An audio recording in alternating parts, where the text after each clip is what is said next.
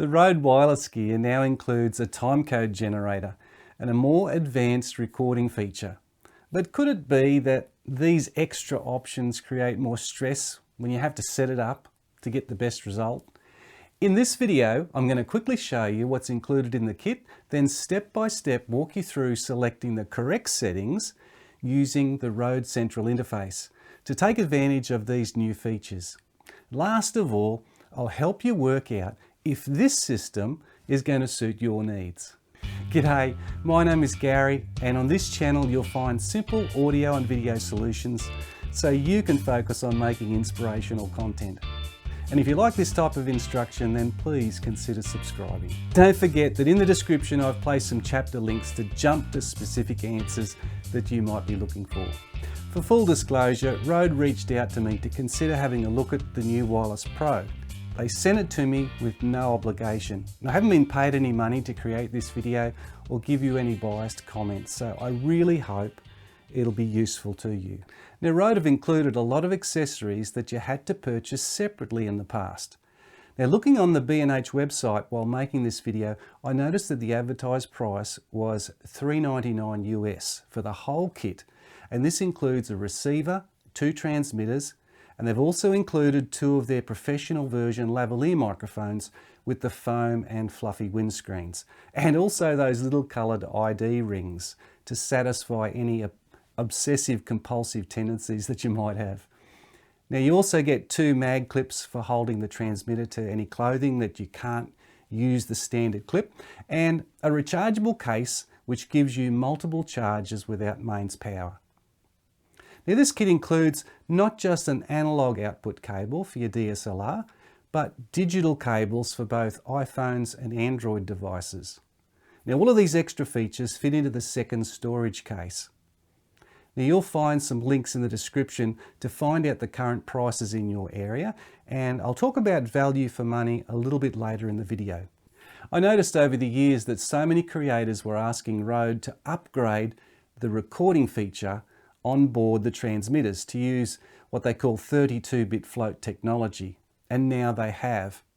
This is an advanced feature that makes recording audio a little less problematic, in the sense that there's much better chance of a clean recording with significantly reduced internal hiss or distortion. So when this 32-bit float recording is downloaded and used in editing software, most poor recording levels can be adjusted, removing distortion or lifting gain levels without adding any noise. Now, something I have to stress is that the transmitter has on board a 32-bit float recorder, and it saves this recording to its own memory. 32-bit float audio does not get transmitted to the receiver and then recorded on your camera. To take advantage of this feature, you have to use the high-quality recording that's saved on the transmitter. And this is how I'm recording the audio today. To a limited degree, Rode has added a timecode generator inbuilt into the receiver. Now, this timecode generator can send a very accurate timecode to the transmitters and the video recording device to assist when separate audio and video are brought into your editing software. The receiver can only send timecode. The limit is that it can't be jam synced by other brand of timecode generators. Are these features a real benefit to you? Do you see yourself synchronizing audio and video and bringing them into editing software? Well, I'll discuss it later in the video, but let's jump straight into configuring the gear using the Rode Central software, taking advantage of these 2 new features. Opening the Rode Central app, and with all the devices connected through the charging case, confirm that they all have the latest firmware by clicking on the cog in the top right-hand corner. Then click on Available Firmware. Now, my end goal is to take advantage of the more superior 32-bit float recording on the transmitters and synchronize this audio recording with my video using the timecode generator. Now, with this setup, the Wireless Pro receiver will send a merged audio feed to the left-hand channel of my camera and the timecode to the right-hand audio channel of the camera. Now listen to what gets recorded on the camera. This is what it sounds like. The timecode is sent to one audio channel and my voice is sent to the other. And of course, I'm only going to use this timecode and the audio saved on my camera as a reference to be used later in my editing software. So the main audio is being recorded in 32-bit float recording on the transmitter. Let's get started. Select the receiver from the list on the left. Because I'm using the timecode function, I'll switch the timecode toggle on and then select the timecode mode. I'm using the DSLR camera, so I'll lock in timecode 1. I check that the frame rate matches the video recording frame rate that I'm using on my camera, and in my case it's 25 frames a second. I've toggled on the real-time function so that the timecode matches real-time and not just the default time. The output of the receiver is adjusted here. Now I've selected manual adjustment and adjusted the output gain to 0 dB because my camera needs a high input level.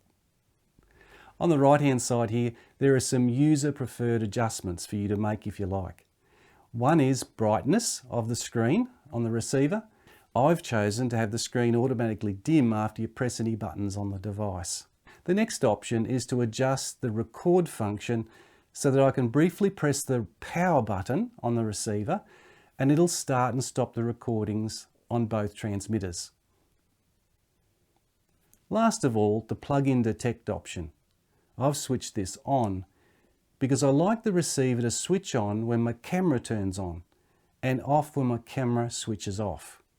To set up the transmitters, click on the settings cog. Because I'm relying on 32-bit float recording on the transmitter, I'll switch on the gain assist function to dynamic. Now, this won't affect the recordings on the transmitter, only what gets sent to the camera. With the gain assist activated, I don't have to worry about setting up any mic gain. Next, I'll activate the marker function. This allows me to briefly press the power button to mark a spot on the recording on the transmitter. I have the LED lights on the transmitter to be dimmed, and the record function button, I like to set it to manual, just in case I want to start or stop a recording from the transmitter.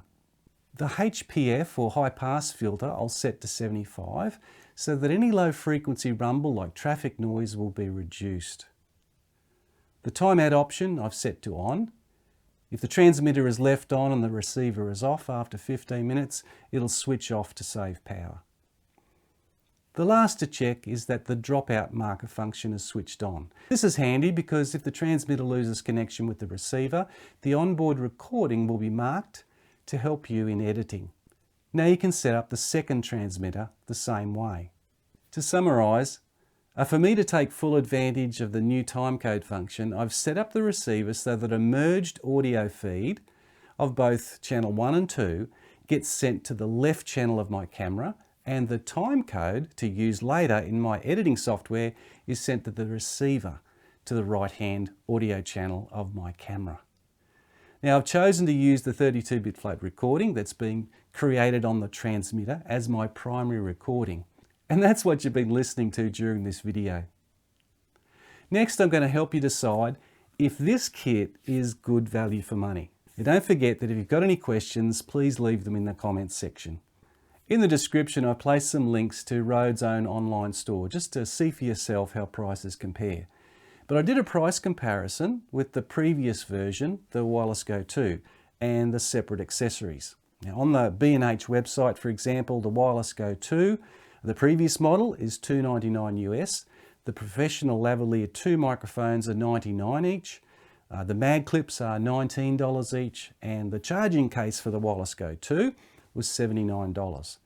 Now, the digital cable for both iPhone and Android were $25 and $15, and all up it came to $654. So if you're needing all these accessories, purchasing the Wireless Pro for $399 is really the cheapest way to go, with all the new features that are included.